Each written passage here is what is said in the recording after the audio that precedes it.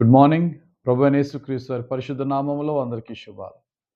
ఈరోజు మన అనుదిన ఆత్మీయాహారంగా తిమోతికి రాసిన రెండవ పత్రిక 4వ అధ్యాయము 14, 15 వచనాల్లో పౌలు భక్తుని మాటలు ధ్యానించుకుందాం.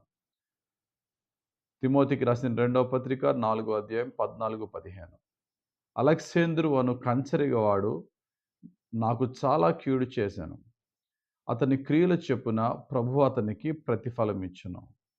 అతని విషయమై నీవును జాగ్రత్తగా ఉండుము. అతడు మా మాటలను బహుగా ఎదిరించెను. పౌలు భక్తుణ్ణి చాలా బాధపరిచిన అలెగ్జాంద్రు అను ఒక కంచరివాడు, అంటే కాపర్ స్మిత్, ఒక కంసాలి. ఈ యొక్క అలెగ్జాంద్రు అను వ్యక్తి బహుగా బాధపరిచాడట పౌలు భక్తుణ్ణి.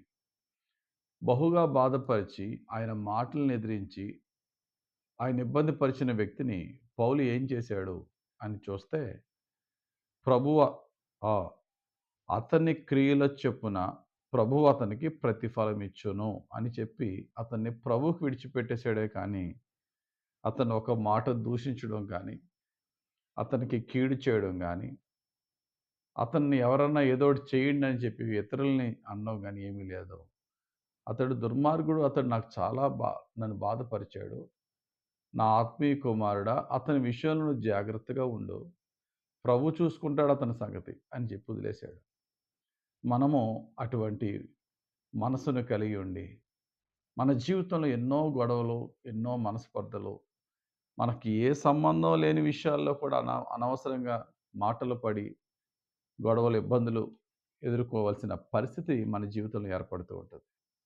అటువంటి విషయంలో మనము యేసు ప్రభుని పోలి, ఆయన యొక్క శిష్యులను, దైవ సేవకులను, బైబిల్లో ఉన్న గొప్ప వ్యక్తులను పోలి నడిచినట్లయితే మనము దీవెనలకు వారసులం అవుతాం.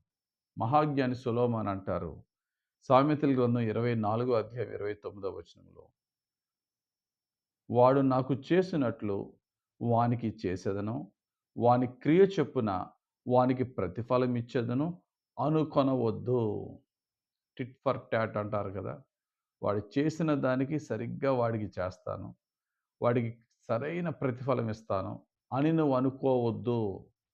వాడు చేస్తున్న కీడు కానీ, వాడి మాటలు కానీ నేను బాధపరచవచ్చు. బాధపరిచి నువ్వు వాడి మీద కసి పెట్టుకొని, పగ పెట్టుకొని, వాడి మీద ప్రతీకారము చేయడానికి, తీర్చుకోవడానికి నువ్వు ప్రయత్నించొద్దు. ప్రయత్నించకుండా వాడిని దేవునికి అప్పగించు. దేవా నువ్వే చూసుకో, ఇంక వాడి గురించి నేను ఆలోచన చేయడమే మానేస్తున్నాను, విడిచిపెట్టేసేయి. పౌలు భక్తుడు అలా చేశారు. యేసుక్రీస్తు ప్రభు ఆయన హింసించిన వారిని ఏమాత్రము కూడా వారిని బాధపరచలేదు, వారిని క్షమించి వదిలేశాడు. శక్తి ఉంటే క్షమిద్దాం, లేదంటే విడిచిపెడదాం. అంతేకాని తిరిగి ప్రతీకారం చేసుకోవడానికి ప్రయత్నించడం అనేది క్రైస్తవ జీవితం కాదు. మనము దేవుని దీవెనలు కోల్పోతూ ఉంటాం.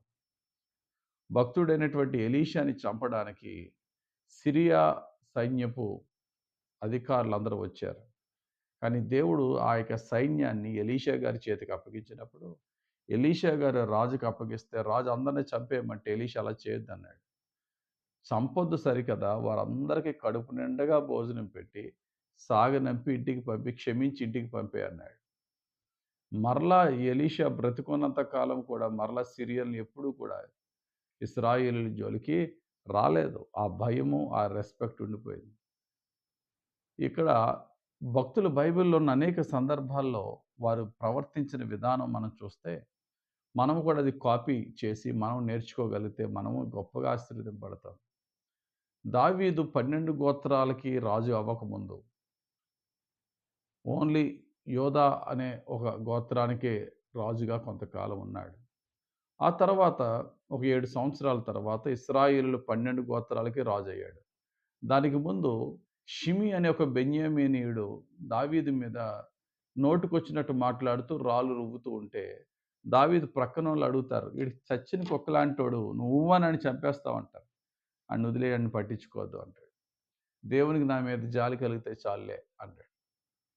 ఆ తర్వాత దేవుడు దావీదు పక్షంగా కార్యం చేసి ఇశ్రాయేలీయులందరూ దావీదు దగ్గరికి వచ్చి సాగిలపడి, నువ్వే మా యొక్క 12 గోత్ర ఇశ్రాయేలును నడిపించే నాయకుడు, రాజు నువ్వే అని చెప్పి రాజుని దావీదుని గొప్పగా ఆహ్వానించినప్పుడు ఇదే షిమి అనేవాడు సాష్టాంగ నమస్కారం చేశాడు దావీదు కాళ్ళకి.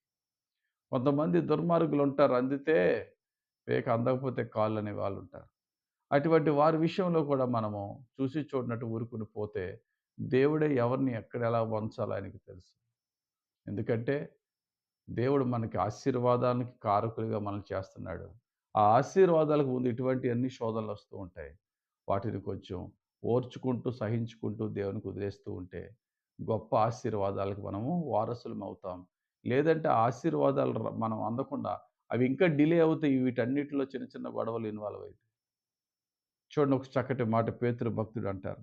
పేతురు రాసిన మొదటి పత్రిక 3వ అధ్యాయం 9వ వచనం. ఆశీర్వాదమునకు వారసులవుటకు మీరు పిలువబడితిరి గనుక కీడుకు ప్రతి కీడైనను దూషణకు ప్రతి దూషణైనను చేయక వారిని దీవించేయండి. చదవబడిన వాక్యంలో చక్కటి మాట. మీరు ఆశీర్వాదమునకు వారసులవుటకు మీరు పిలువబడితిరి. ఆ ఆశీర్వాదాలు మీ మీద దేవుడు కుమ్మరించబోతున్నాడు. ముందు వాటి నుంచి డిస్ట్రాక్ట్ చేయడానికి సాతానుడు అయితే శోధన లేకపోతే శ్రమ ఏదో ఒకటి కలుగజేస్తాడు. వాటి విషయంలో కంగారు పడొద్దు. దేవునికి అప్పగించేసుకుంటూ ముందుకు వెళ్ళిపోదాం. దేవుడు చూసుకుంటాడు. ఆశీర్వాదాలతో మనల్ని నింపి యేసయ్య సాక్షిగా మనల్ని నిలబెడతాడు. అట్టి ఓర్పు, సహనము, సాత్వికము, దీర్ఘశాంతం, మంచితనం యేసయ్య మనందరికి ఇచ్చి ఆయన ఆత్మతో మనల్ని నడిపించును గాక. ఆమేన్.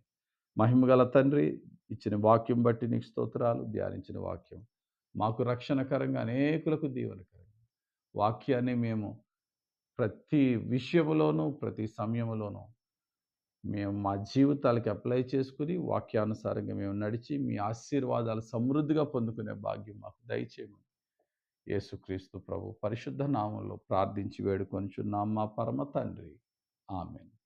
తండ్రి అయిన యెహోవా దేవుని యొక్క ప్రేమ, రక్షకుడైన యేసుక్రీస్తు ప్రభు కృప, ఆదరించి పరిశుద్ధాత్మ దేవుని పరిశుద్ధాత్మ అభిషేకం హెచ్చుగా మనపై దిగి వచ్చి యేసయ్య మార్గములోనే పరిశుద్ధాత్ముడు మనల్ని నడిపించును గాక. ఆమేన్. God bless you. Have a very blessed day.